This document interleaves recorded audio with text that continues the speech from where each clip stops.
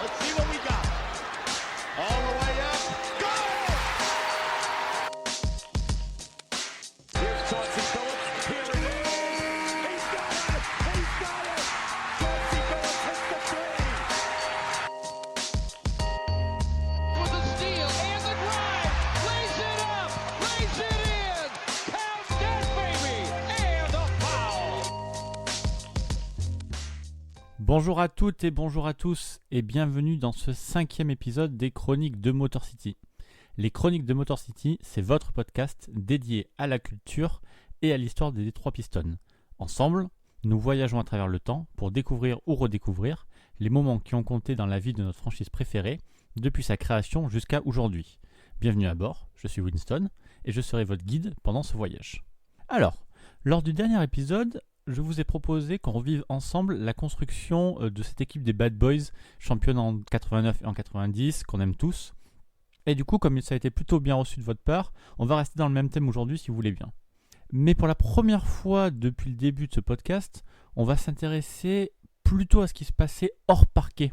Pas juste sur le jeu ou sur un match ou sur une équipe.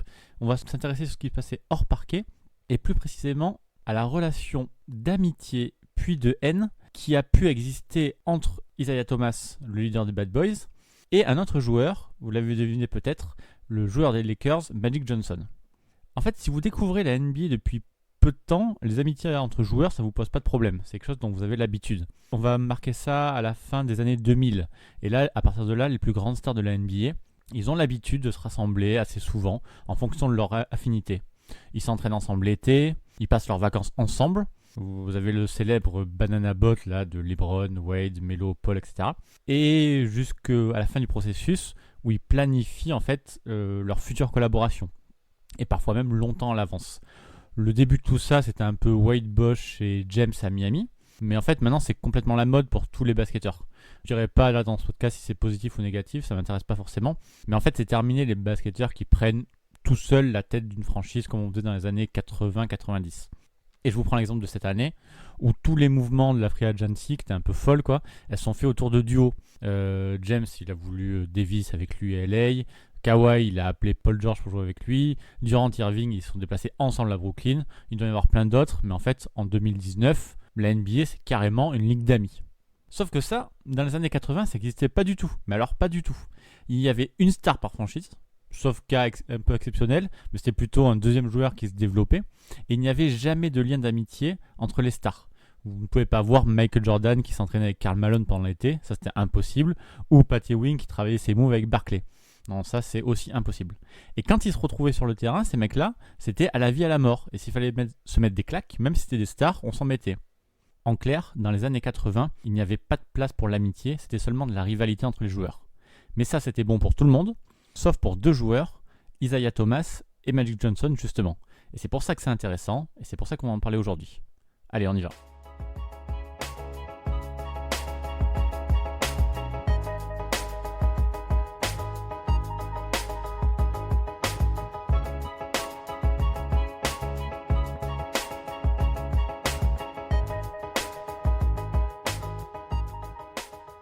Des deux joueurs dont on va parler aujourd'hui, c'est Magic Johnson qui est le premier à débarquer en NBA.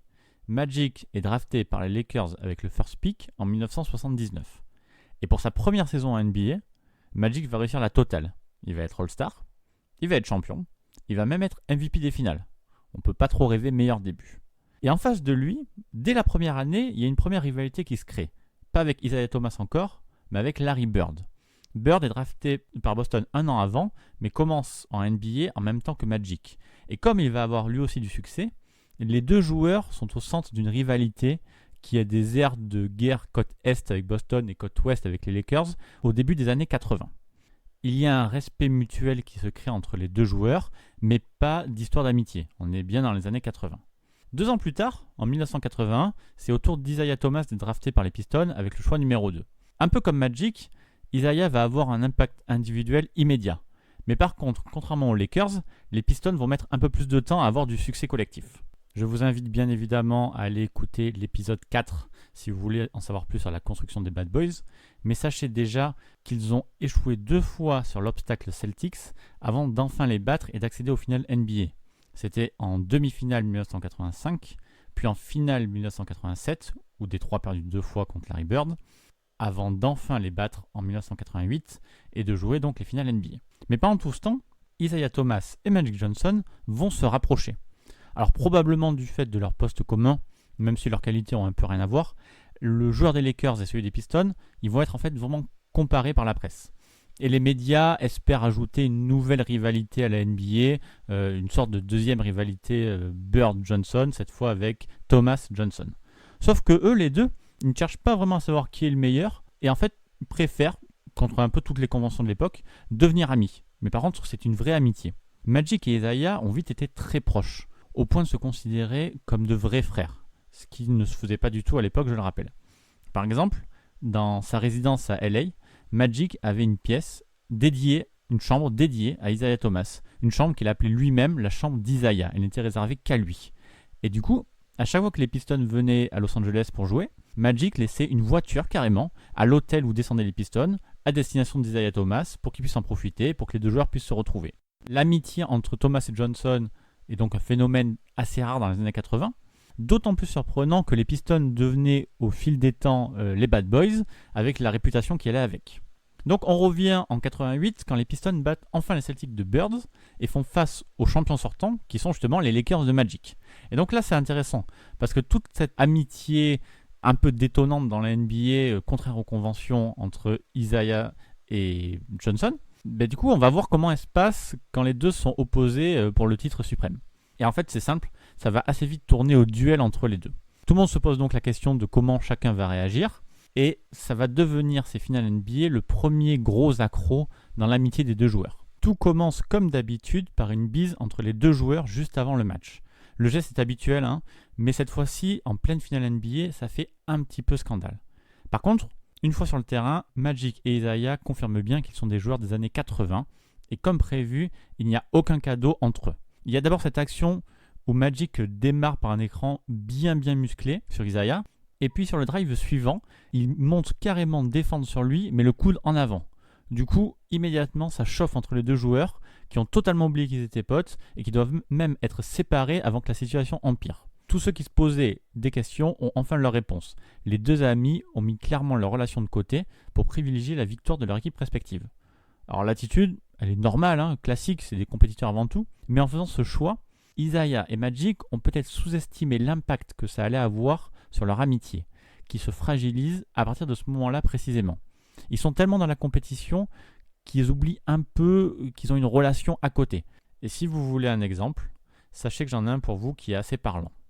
En plein milieu de ces finales NBA 88, Isaiah Thomas va devenir papa pour la première fois.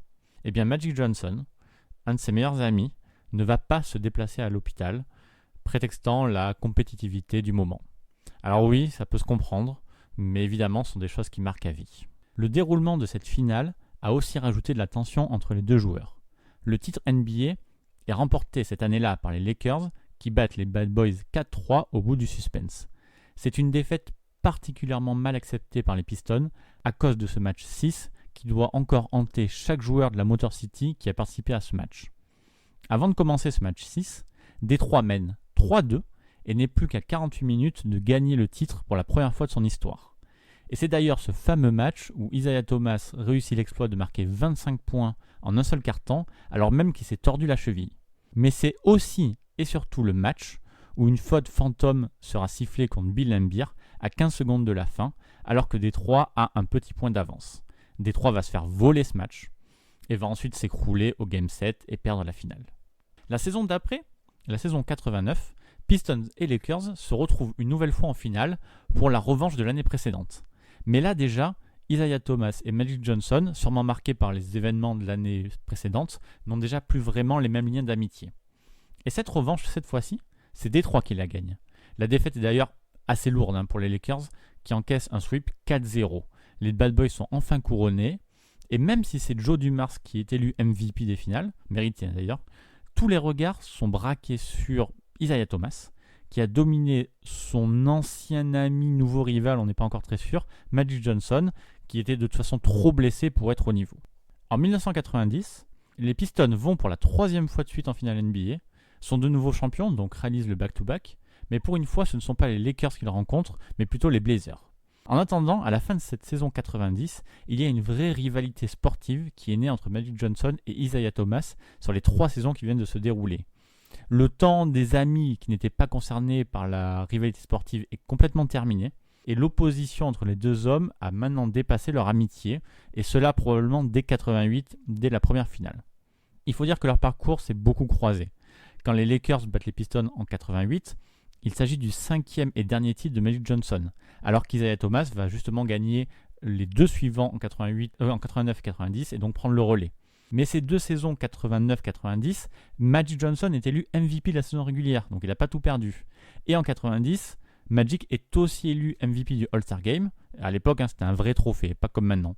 Pendant qu'Isaiah devenait MVP des finales.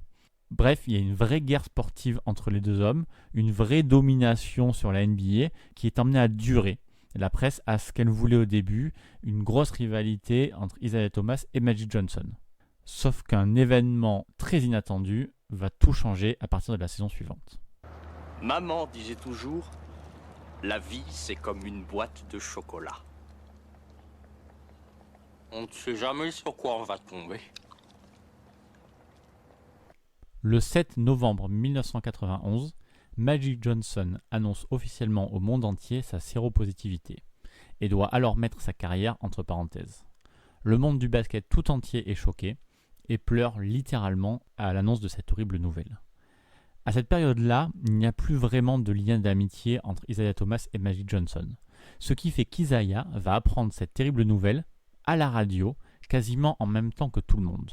Un peu plus tard, Isaiah Thomas va expliquer que Magic ou sa famille ne l'a pas prévenu au préalable et c'est même un membre du staff des Lakers qui l'a averti que Magic allait donner quelques minutes juste après une conférence de presse pour annoncer sa maladie. Ce jour-là, le joueur des Pistons était en voiture avec Mark Aguirre quand il a appris la nouvelle, et nouvelle qu'il a évidemment laissée en état de choc. À partir de là, la situation dégénère complètement entre les deux hommes. Magic Johnson est au centre de toutes les discussions, et à peine a-t-il parlé de sa maladie qu'une rumeur court à son propos. Selon les rumeurs, selon les bruits, Magic Johnson serait homosexuel. Et cette rumeur, ce serait Isaiah Thomas qui l'aurait propagée en premier. En tout cas, l'agent de Magic, Lou Rosen, pense suffisamment ça crédible pour dire à Magic de se méfier de son ancien ami. Voilà où on en est. Alors si on ne sait pas, même aujourd'hui, qui est à l'origine de cette rumeur, il se trouve qu'en 1991, le sida était une maladie beaucoup moins connue qu'aujourd'hui et c'était source de pas mal de fantasmes. Et effectivement, il y avait plusieurs membres de la NBA, même des membres importants, qui voyaient Magic comme une sorte de menace sanitaire. Alors justement, plus cette rumeur enflait, plus du côté du clan Magic, on aurait aimé qu'Isaiah Thomas prenne parti pour son ami et fasse dégonfler la rumeur. Alors vous allez me dire, c'est un peu paradoxal, puisqu'il demande de l'aide de celui qu'ils accusent d'avoir propagé cette rumeur. Il y a donc une double rancœur du côté de Magic. Il en veut à Isaiah d'avoir supposément fait courir la rumeur, et il lui en veut également de ne pas le défendre. Et du côté d'Isaiah Thomas, on est aussi très en colère. On nie bien évidemment ces accusations, mais ce manque de confiance est très très mal pris. Pour Isaiah Thomas, Magic ne devrait pas douter une seule seconde de leur amitié et devrait avoir confiance en lui, malgré les tensions qu'ils avaient à l'époque. Par contre, dans la presse, la défense du joueur des Pistons est très très maladroite. Le principal argument d'Isaiah Thomas est de dire qu'il ne peut pas être celui qui remet en question la sexualité de Magic, puisque cela signifierait qu'il s'exposerait lui aussi, vu qu'ils passaient beaucoup de temps ensemble. Isaiah Thomas dit en quelque sorte à Magic « je vais pas dire que t'es gay, parce que sinon les gens vont croire que je le suis aussi, vu qu'on traînait ensemble. » Voilà, c'est quand même très moyen comme défense. Mais heureusement, l'autre argument d'Isaiah Thomas est bien plus recevable. Parce que contrairement à l'américain moyen, il sait que l'orientation sexuelle et le sida n'ont rien à voir l'un envers l'autre, puisque son propre frère Gregory était lui-même séropositif à ce moment-là. À cause de sa maladie, Magic Johnson n'a donc pas démarré la saison 91-92, mais est pourtant sélectionné par les fans pour démarrer dans l'équipe de l'Ouest du All-Star Game 1992. Sauf que comme je vous le disais tout à l'heure, tout le monde n'a pas forcément envie de voir Magic dans la ligue, et encore moins de jouer avec ou contre lui, évidemment à cause du VIH et des fantasmes de l'époque. Le plus virulent des joueurs était sans doute Karl Malone, qui s'est inquiété publiquement du risque de contamination en expliquant se faire plein de coupures à chaque match. Mais plus globalement, de gros noms de la NBA ne voulaient pas du tout de Magic dans ce match. Alors au final, Magic a été au rendez-vous, déjà parce que David Stern, le commissionnaire, a donné son aval, mais peu de gens racontent le rôle qu'Isaiah Thomas, son ancien ami et nouveau rival, a joué dans cette décision.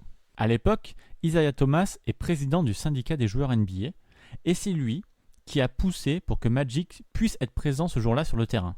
En quelque sorte, c'est donc grâce à son ennemi que Magic Johnson peut disputer le All-Star Game 92, All-Star Game dont il finit d'ailleurs MVP, avec 25 points, 5 rebonds, 9 passes. Le match est devenu mythique, avec ce jeu qui s'arrête à 14 secondes de la fin, quand tous les joueurs vont ensemble tomber dans les bras de Magic, Isaiah Thomas compris. Et des années plus tard, en 2009, au moment d'entrer au Hall of Fame, John Stockton choisira Isaiah Thomas pour l'introduire, et déclara notamment à la presse que le joueur des Pistons, malgré sa mauvaise réputation, avait fait beaucoup de bonnes choses en coulisses, et sans doute parlait-il de ce moment entre autres. Ce coup de pouce d'Isaiah Thomas, resté dans l'ombre, ne va pas aider à améliorer les relations entre les deux joueurs. Et quelques semaines plus tard, Magic Johnson va le prouver lors des sélections de la Dream Team pour les JO de Barcelone. À ce moment-là, Magic va prendre sa revanche et va choisir de ne rien faire pour qu'Isaiah Thomas soit dans l'équipe. Pour l'opinion générale, celui qui empêche Isaiah Thomas et d'ailleurs le reste des Bad Boys de faire les JO est Michael Jordan. Jordan se sert de cette sélection et de l'aura qu'il a obtenue pour faire payer l'ensemble des Pistons avec qui il a été en guerre depuis la fin des années 80. C'est de notoriété publique. Jordan déteste complètement Isaiah Thomas et ne veut pas jouer avec lui, et cela depuis l'épisode du All-Star Game 85. Alors pour ceux qui ne sont pas au courant, lors du All-Star Game 85, Jordan, qui participe en tant que rookie, aurait été carrément boycotté par les autres joueurs. Et d'après Jordan, ce serait Isaiah Thomas en personne qui aurait demandé au groupe de ne pas lui passer le ballon de tout le match. Alors, sachant que dans ce All-Star Game, Isaiah Thomas n'avait que 22 ans et que les autres joueurs étaient des vétérans comme Bird, Malone ou Irving, l'accusation de Jordan est un peu bancale. Enfin, toujours est-il qu'au moment de constituer la Dream Team, il existe une vraie rancœur entre Isaiah Thomas et Jordan, et ça joue un grand rôle dans l'exclusion du Bad Boys. Mais en 2009, dans le livre « Quand le jeu était à nous », Magic reconnaît enfin avoir joué un rôle dans ce boycott. Alors il se justifiera en disant que personne ne voulait jouer avec Isaiah, ni Jordan, ni Pippen, ni Malone. Mais enfin, après de longues années de silence, Magic aura avoué avoir poussé pour ne pas prendre Isaiah et se venger de lui. Après cet incident, c'est devenu la guerre froide entre les deux. Et Isaiah a par exemple déclaré en 2009, lors de la sortie du livre, que Magic Johnson avait enfin le courage d'avouer son implication, ce qui voulait dire qu'il le savait déjà, mais par contre qu'il aurait préféré qu'il le fasse en personne et non pas dans un livre pour vendre de l'argent. Je suis vraiment content ce soir. Pourquoi ? Parce que je découvre à quel point tu es antipathique. Tu es formidablement antipathique. Je vais même te dire, et pardonne-moi d'être aussi sincère, tu n'as aucun intérêt. À partir de ce moment-là, il n'y a plus grand-chose à raconter puisque l'histoire d'amitié entre les deux hommes est totalement terminée et jetée aux oubliettes. Quand ils se croisent lors d'événements publics, ce sont des salutations cordiales, mais pas plus. Après tout, ce sont deux figures très importantes de la NBA qui sont amenées à se recroiser lors d'événements caritatifs ou autres. En 2009, lors de la sortie du livre « Quand le jeu était à nous » et la révélation de Magic, il y a quelques déclarations avec un peu d'animosité entre les deux hommes par médias interposés. Et puis plus rien, jusqu'en mars 2017, quand Magic est nommé dans l'organigramme des Lakers. À cette occasion, lui et Isaiah Thomas échangent quelques mots sur NBA TV. L'ambiance est un peu plus légère que d'habitude, et il y a même quelques compliments des deux côtés. Sans le savoir, on assistait à ce moment-là au prélude de quelque chose de plus grand. Et c'est finalement, en décembre 2017, que Magic Johnson et Isaiah Thomas se retrouvent dans une émission surprise, face à face, pour se réconcilier. Après 25 ans sans s'adresser la parole, les deux se retrouvent une nouvelle fois sur NBA TV pour mettre leur rancœur de côté et se rappellent les grands amis qu'ils ont été. Dans un entretien face à face, bien évidemment mis en scène un peu à l'américaine, Magic Johnson et Isaiah Thomas enterrent enfin la hache de guerre. Magic, communicant né et dans la lumière depuis 40 ans, est le plus à l'aise dans l'exercice et c'est lui qui fait le premier pas. Magic explique que tous les gens de son entourage, sa femme, sa mère, son père, ils lui ont tous dit que lui et Isaiah devaient se retrouver. Magic fait des excuses et a des mots forts, redonnant enfin à Isaiah le nom de frère qui avait été jeté aux oubliettes depuis si longtemps. Alors certes, le moment est sans doute mis en scène avec des mots choisis et une musique larmoyante, mais je pense quand même que ça mérite qu'on l'écoute et qu'on en profite ensemble. I would say to you, this has been a tremendous day, right? My wife, my mother, my father, they're saying y'all need to get back together. Yeah. So when everybody called, I said, no question, we're gonna do this. And just to sit across from you and have those, relive those moments of fun, excellence, working hard, dreaming big, because we were dreaming of moments before we were even, who sit up at 19, 20, 21 dreaming of stuff we wanted to do, and now here we are doing it, you know. But you are my brother. Let me apologize to you if I hurt you, that we haven't been together.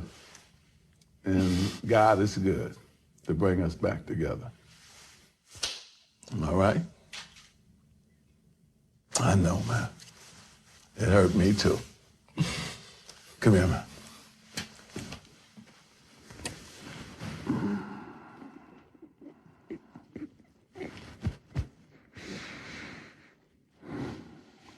Magic avait fait le plus dur, le premier pas, et Isaiah Thomas l'a suivi dans sa démarche.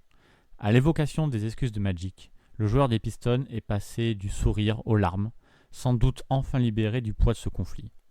Après s'être remémoré leur passé glorieux, puis tumultueux, après s'être fait des excuses et s'être pardonnés mutuellement, les deux hommes se tombent dans les bras, en larmes, enfin réconciliés, de nouveaux frères comme à l'époque.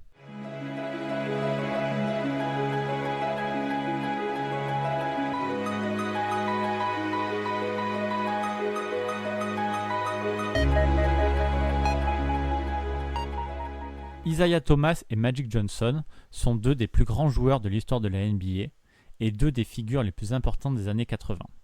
Ils ont été parmi les premières stars à avoir une vraie amitié, une amitié fraternelle, mais la rivalité sportive ainsi que les obstacles de la vie les ont séparés pendant 25 trop longues années.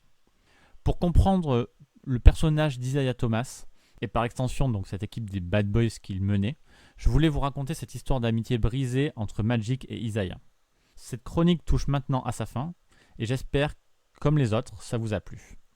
Vous pouvez retrouver tous les épisodes qui sont sortis des chroniques de Motor City sur les plateformes Apple Podcasts, Google Podcasts et Spotify, ainsi que sur les agrégateurs de podcasts comme Podcast Addict sous Android. Une nouvelle fois, merci vraiment à vous d'avoir écouté jusqu'à la fin. Merci de parler de ce podcast autour de vous. Merci pour vos notes Apple Podcasts. C'est toujours très important, vraiment merci. En attendant le prochain numéro, je vous invite à me retrouver sur Twitter @pistonfr et sur le site pistonfr.com. Merci encore pour votre soutien et à très bientôt pour une prochaine chronique.